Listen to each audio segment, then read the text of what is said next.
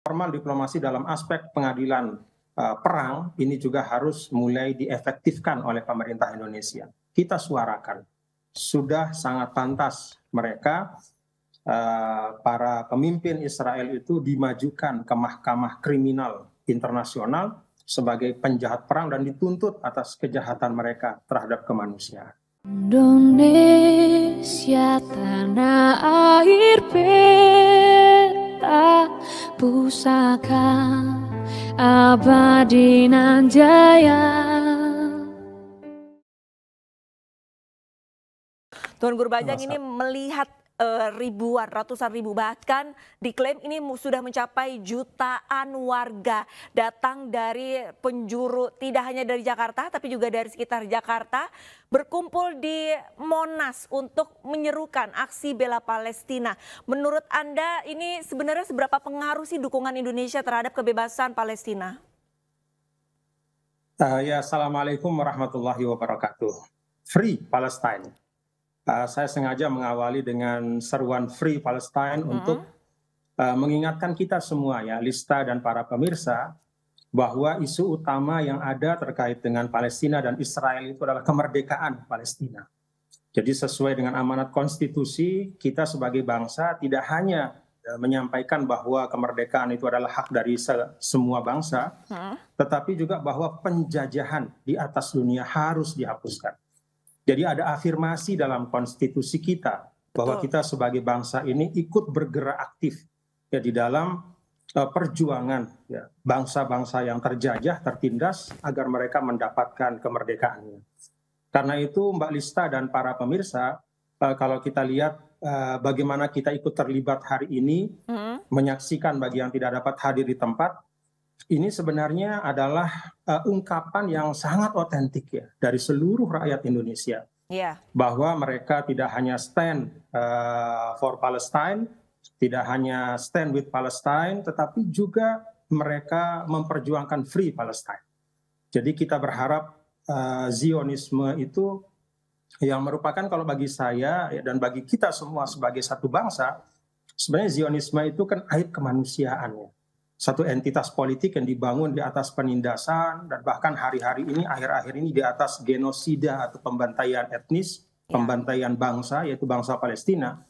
Sebenarnya suatu entitas politik seperti ini memang tidak boleh dibiarkan ya dalam kesombongannya, kecongkakannya, menafikan semua etika-etika internasional ya, hukum-hukum internasional. Karena itu bagi satu entitas politik seperti ini kalau ingin tetap survive, maka dia harus kembali kepada tatanan internasional. Dia harus kembali kepada etika pergaulan dunia internasional, yaitu memberikan kemerdekaan kepada bangsa Palestina. Jadi bagi saya hadirnya ratusan ribu bahkan jutaan ini adalah satu ungkapan otentik. Memang Indonesia selalu bersama Palestina, kita semua selalu bersama Palestina, dan kita memperjuangkan ya, kemerdekaan Palestina. Kalau ditanya seberapa berpengaruhnya, menurut saya dengan dunia digital seperti ini, ya, kumpulan-kumpulan jumlah besar massa, dan ini Lista bukan hanya di Indonesia. Menariknya perlawanan terhadap Israel hari ini itu tidak hanya di negara-negara yang dulu biasa demonstrasi mendukung Palestina. Indonesia kan memang dari dulu biasa kita berdemonstrasi. Tapi bahkan di negara-negara yang belum pernah ya, penduduknya keluar dalam jumlah ribuan, puluhan ribu, ratusan ribu berdemonstrasi mendukung Palestina, itu justru sekarang keluar. Di negara-negara barat juga banyak. Di New York kita saksikan, di Seattle, di Australia, di London bahkan, itu di pusat kota London ada puluhan ribu masyarakat Inggris. Ini semua menunjukkan bahwa nurani dunia itu memang betul-betul terusik, terganggu. Dan kita semua marah. Dan ini insya Allah sangat efektif ya. Kalau kita terus suarakan, gelombang rakyat seluruh dunia ini akan bisa memaksa ya, Israel untuk kembali kepada norma-norma internasional, dan pada akhirnya itu memberikan kemerdekaan kepada bangsa Palestina.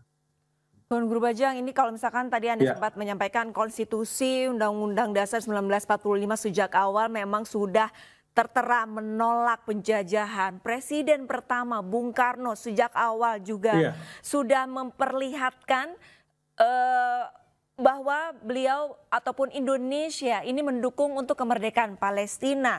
Salah satu langkahnya juga sejak awal tidak mengundang Israel dalam konferensi Asia Afrika tahun iya. 1955, Asian Games 1962 juga Israel tidak diundang.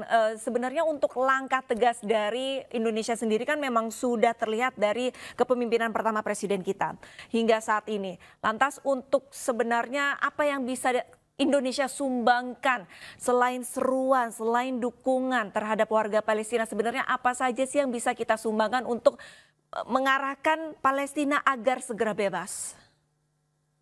Yang pertama ya Lista dan para pemirsa, kita semua yang mengapresiasi pemerintah ya, khususnya kalau saya lihat Ibu Menlu ya, Ibu Retno itu luar biasa.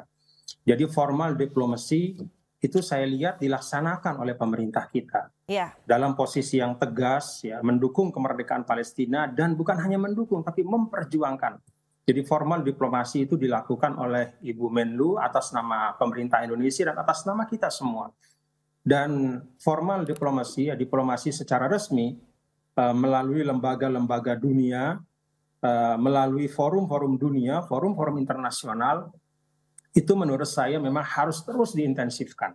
Dan bahkan menurut saya penggalangan opini ini tidak hanya bisa dilakukan di PBB ya, oleh pemerintah kita, tetapi juga di forum-forum kerjasama yang ada, termasuk di forum regional kita yaitu di ASEAN. Saya pikir kita di ASEAN juga merupakan negara yang memimpin ASEAN, sehingga suara ASEAN ini juga harus bisa lebih kuat lagi ya, dan Indonesia bisa menjadi lokomotifnya. Demikian juga melalui OKI ya, Organisasi Konferensi Islam, Indonesia juga salah satu negara utama di situ. Jadi pemerintah bisa terus-menerus mendorong melalui forum-forum dan lembaga-lembaga kerjasama internasional di mana kita terlibat untuk bisa menyuarakan dan mendorong dukungan terhadap kemerdekaan Palestina. Ada juga hal yang lain, Lista, karena sekarang kan kita menghadapi yang kita lihat nih, ya 29 hari, hampir 10.000, hampir 10.000 rakyat Palestina. Lebih dari 4.000 itu anak-anak, hampir setengahnya anak-anak. Ini kita hidup di dunia seperti apa ya, tapi itu yang kita saksikan ya, satu genosida, satu pembantaian. Karena sekarang ini ada pembantaian, genosida seperti ini, maka menurut saya pemerintah Indonesia juga bisa menginisiasi ya,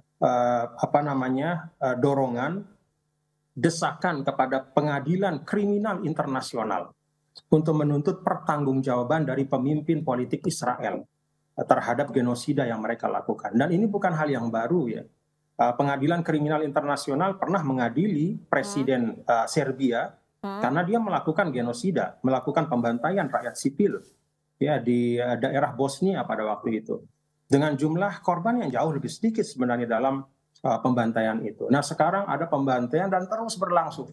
Menurut saya sudah saatnya Indonesia melalui formal diplomasi yang formal ya, sebagai anggota dari organ-organ PBB yang terkait dengan ini untuk mendorong melalui pengadilan mahkamah internasional agar para penjahat perang ya, termasuk di dalamnya Benyamin Netanyahu, Perdana Menteri Israel, dan para komandan-komandan angkatan bersenjata mereka yang dengan terang benderang mengatakan tidak peduli ya, terhadap masyarakat sipil. Bahkan ada yang mengatakan kami ingin binasakan semua makhluk hidup yang ada di situ. Menurut saya formal diplomasi dalam aspek pengadilan perang ini juga harus mulai diefektifkan oleh pemerintah Indonesia. Kita suarakan, sudah sangat pantas mereka para pemimpin Israel itu dimajukan ke mahkamah kriminal internasional sebagai penjahat perang dan dituntut atas kejahatan mereka terhadap kemanusiaan. Lalu yang kedua, Lista, menurut saya selain formal diplomasi ini kan ada people diplomacy. Nah, hari ini kita saksikan ratusan ribu yang turun, bukan hanya hari ini, bahkan sebelum-sebelumnya juga bukan hanya bahkan di Indonesia, tapi di seluruh kota-kota besar di banyak bagian di dunia, ini people diplomasi yang efektivitasnya juga insya Allah tidak kalah ya dengan formal diplomasi. Jadi kalau people diplomasi, suara publik, suara rakyat, suara umat manusia, ini disuarakan dengan keras, maka insya Allah juga akan bisa merubah keadaan ya, dan menghentikan pembantaian yang ada di Palestina yang kita saksikan hari ini. Indonesia tanah air peta pusaka abadi nan jaya.